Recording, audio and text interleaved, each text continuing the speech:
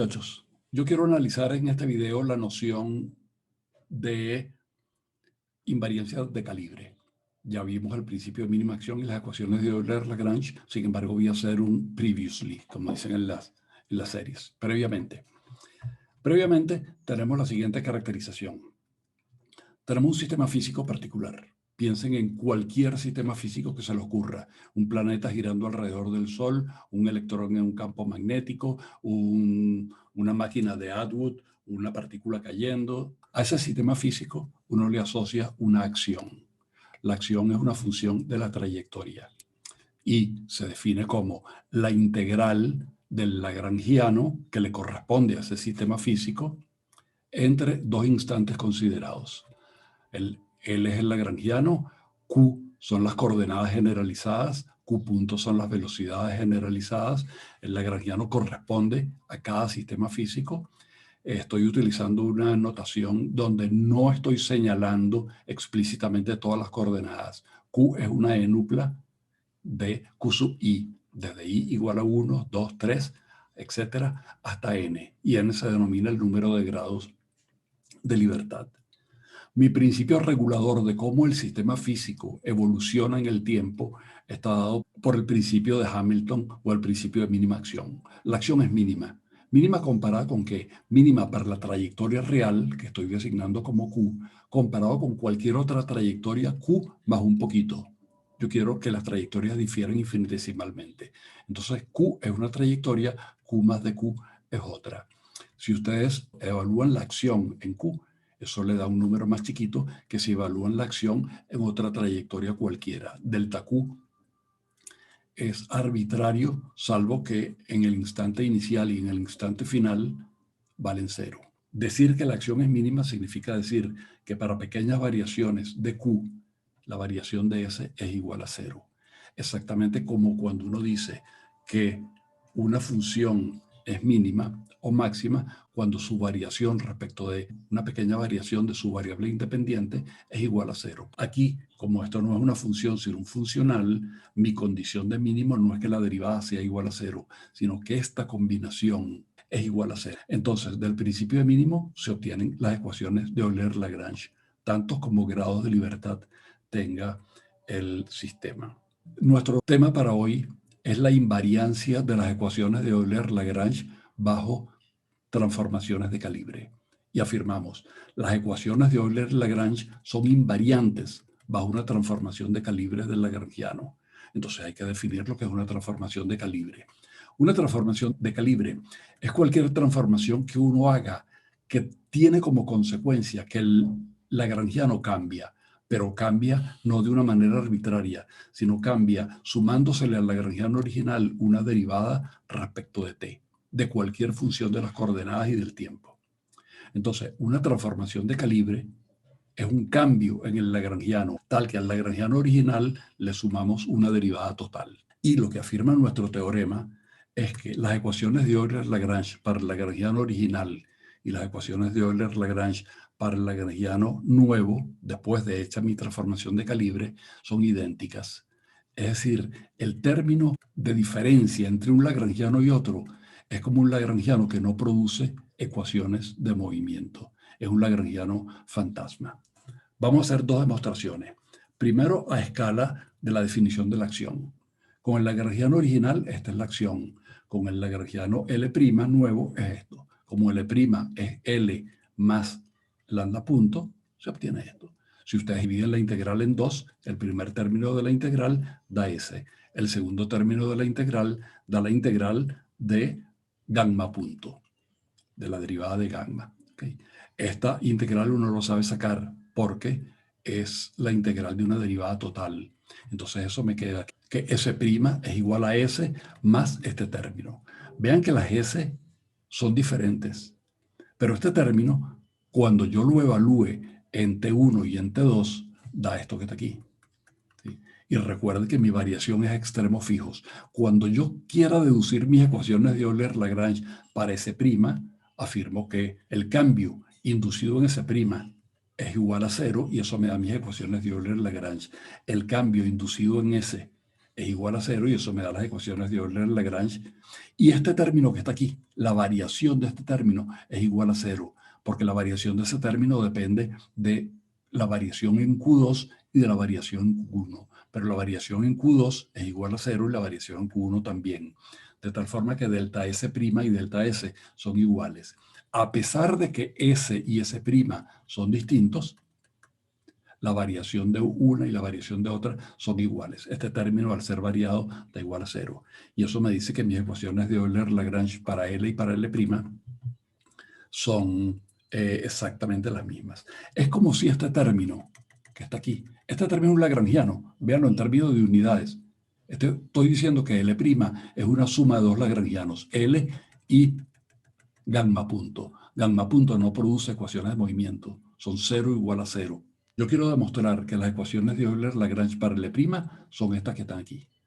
Y como L' es L más gamma punto, meto esta L aquí, donde dicen las flechitas. Y me va a quedar este corchete y este corchete. Como la derivada actúa linealmente, aquí voy a derivar L y me va a quedar este término. Y aquí voy a quedar L y me va a quedar este término. Es decir, que el primer término de aquí y el primer término de aquí me dan mis ecuaciones de Euler-Lagrange para L. Sobra este término y este término, los términos que tienen gamma punto. Y ese término son este y este. La pregunta es si este término menos este es 0. Si este término menos este es 0, si logro demostrar que esto que está aquí es 0, estaré demostrando que mis ecuaciones de Euler-Lagrange para L' son iguales a las ecuaciones de Euler-Lagrange para L. Demostración de que esto que está aquí es efectivamente igual a 0. Fíjense bien. Lambda depende de Q y T. Como lambda depende únicamente de Q y T, su derivada respecto del tiempo es gamma respecto de Q por Q punto, más la derivada parcial de gamma respecto de T. Fíjense bien, lo que estoy diciendo aquí es que gamma depende del tiempo de dos maneras distintas. Una a través de la Q, esa es la dependencia implícita, y otra a través de T, que es la dependencia explícita. Por tanto, gamma depende del tiempo totalmente por dos razones. Esta que está aquí y este término que está aquí, que contiene a la dependencia explícita. Lo importante es que estos círculos rojos que están aquí no dependen de Q punto. En otras palabras, gamma punto depende de Q punto únicamente que por este término que está aquí. Es lineal, que yo tengo que construir esta cantidad. Entonces derivo este gamma punto respecto de Q punto. Es decir, hago esta operación que está aquí. Y cuando haga esta operación, el primer término, esto actúa como un coeficiente de Q punto. Y por tanto, como es lineal, eso me da este coeficiente. Y este término no depende de Q punto, como vimos aquí. Por tanto, cuando yo lo derivo respecto a Q punto, me da 0. En conclusión, la derivada de gamma punto respecto a Q punto es la derivada de gamma respecto de Q. Es como, y es por supuesto una broma, como si el punto se me simplifica con el punto aquí y que no nos vea un matemático. Pero es cierto, el resultado es correcto. Entonces, ahora vamos con esta ecuación. Vean que esta es una ecuación de Euler-Lagrange para gamma punto. ¿Sí? Y es donde vamos a ver que se satisface idénticamente. Este término yo lo tengo que derivar respecto del tiempo. ¿Cómo se deriva respecto del tiempo una cosa que depende de Q y de T? Bueno, lo derivo respecto de Q por Q punto y lo derivo respecto de T por T punto, pero T punto es igual a 1. Ya. Y por otra parte, este término es la derivada respecto de Q del lambda punto. ¿Okay? ¿Y cómo lo derivan respecto de Q? Bueno, lo derivan respecto de Q. Fíjense, Q punto no depende de Q. ¿Okay? Entonces este término actúa sobre este término y sobre el segundo término. En el primero me da la segunda derivada respecto de Q cuadrado y en el otro término me da la segunda derivada respecto de Q respecto de T. Pero el primer término, este término, es exactamente este.